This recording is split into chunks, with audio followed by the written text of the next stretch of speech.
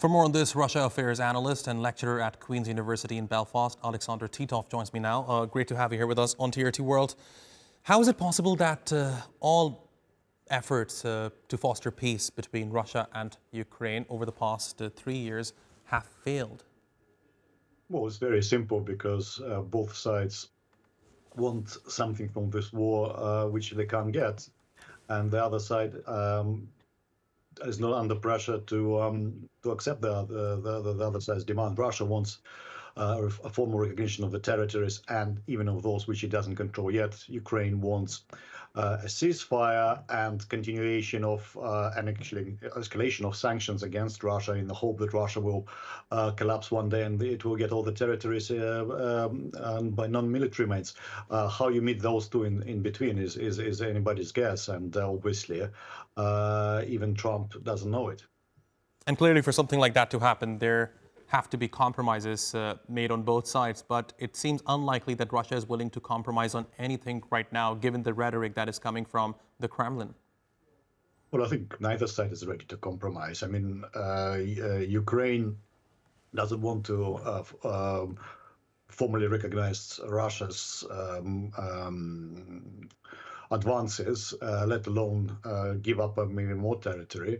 And Russia is feels that the only leverage it has, which is the military pressure, is actually working, and will continue pushing it until it gets what it wants. And if there is nothing in the works at the moment which would change calculation of either side. I mean, Ukraine hopes for more sanctions, which will break Russia, and Russia wants to continue with the military operation until it breaks Ukraine. And neither side are willing to compromise on this basic calculation.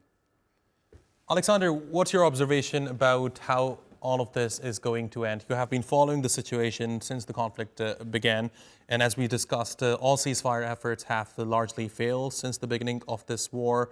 Of course, now you have Donald Trump, who is undoubtedly a favorable president for Russia, but even during his time, when he's in the White House, there is almost little chance, zero to little chance of a ceasefire taking place between the two sides right now. So what do you think is the end game here? Well, I think the end game here is that Russia will not stop until it takes the whole of Donbass. And Donbass was really the cause of the war, not even 22, but in 2014. So as long as Russia doesn't control Donbass, it will continue with its war. Once it reaches Donbass, and then it perhaps can start negotiating in earnest, in a sense that there will be no more territories which it must have to finish the war. So I would say that Trump is on a learning curve, in a sense that he understands now that it's a very complicated conflict, and just each side just giving up a little bit and then everybody goes home happily is just not going to work here.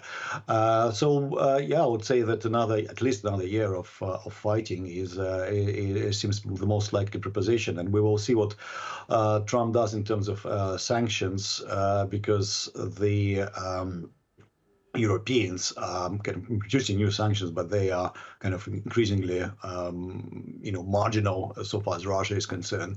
And the only way to kind of shift it would be have a major global trade war with India and China, both by the European Union and United States. And is Ukraine really worth it even for Europe to have a major trade war with China and India like that?